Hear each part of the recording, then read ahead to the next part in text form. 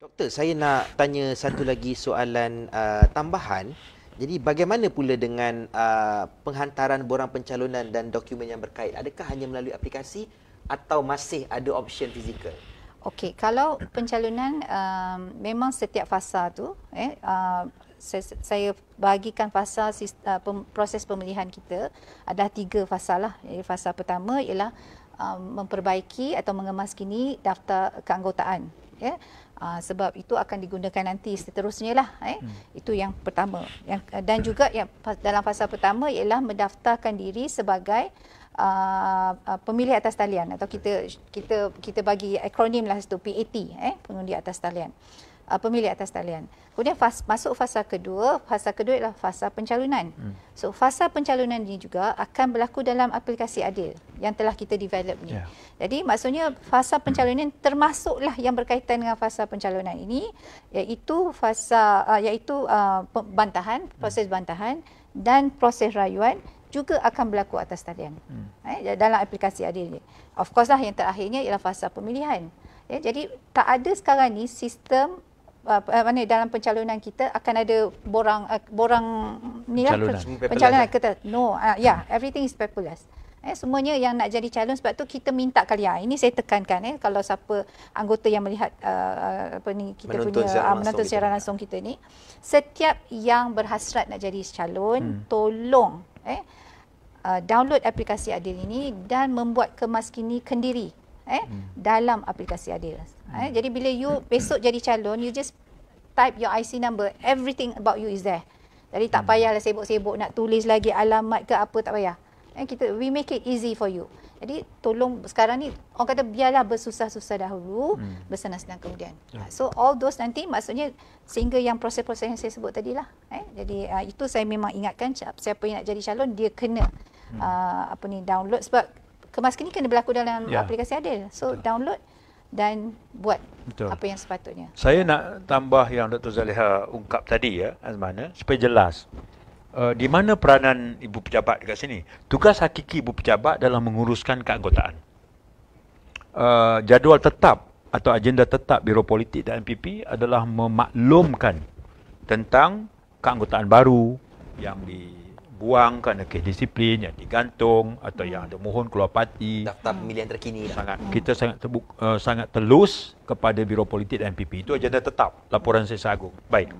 Bila tiba musim pemilihan, kita ada cut off date. Yang dah daftar tu ada satu tarikh tutup. Dan apabila sampai tarikh tutup itu, ibu pejabat bentangkan kepada MPP. MPP kata sejumlah ini dimuktamadkan sebagai anggota yang layak untuk mengambil bahagian dalam pemilihan parti. Okey, Dan buat masa sekarang kita telah menyelesaikan semua itu. Dan daftar keanggotaan itu telah pun diarah oleh Biro Politik dan MPP untuk disampaikan kepada semua cabang. Jadi kalau menonton ini kata boleh tak dapat sana, silakan. Kita telah pun menyerahkan kepada Setiausaha Kerja Negeri, dan Setiausaha Kerja Negeri boleh saja membekalkan kepada semua cabang senarai daftar keanggotaan cabang masing-masing. Jadi ini terbuka. Dia nak hubungi, dia nak apa, dia nak silakan. Terbuka untuk semua. Level playing field. Okey. Yang telah kita edarkan adalah yang cut off date setakat Oktober tahun lepas.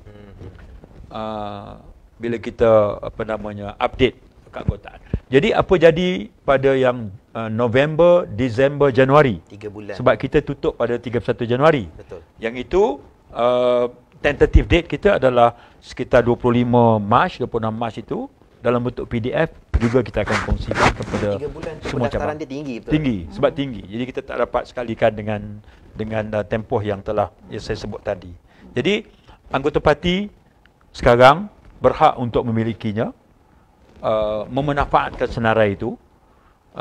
Kalau dia nak susun mengikut daerah mengundi, bukan hanya untuk pemilihan parti, tapi untuk pelanggan umum pun boleh. Dan hubungi, ada nama, ada alamat, ada nombor telefon. Cuma untuk pemilihan ni kita appeal kepada anggota ramai-ramai mendaftar secara atas talian. Kita bagi keutamaan itu. Sebab hikmahnya banyak. Kalau kita dah terkumpul data, maknanya alamatnya bersih, namanya sempurna, nombor kad pengenalan tepat, termasuklah nombor telefon tepat. Alangkah baiknya. Yep. Pada akhir pemilihan, itu akan menjadi satu pengkalan data yang bagus Yep. untuk parti memanfaatkan mereka ini pada hari sebenar, iaitu pilihan raya umum. Benar.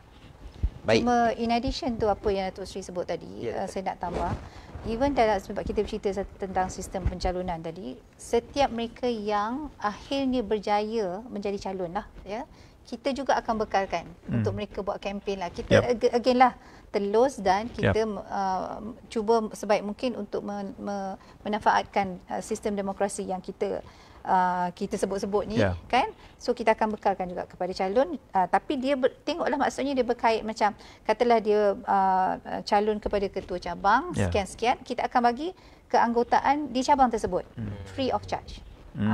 Siap dapat lagi data. Macam tu sekali. Sekarang SPR tak boleh kita tulis pada SPR, dia bagi kita ada nama aja.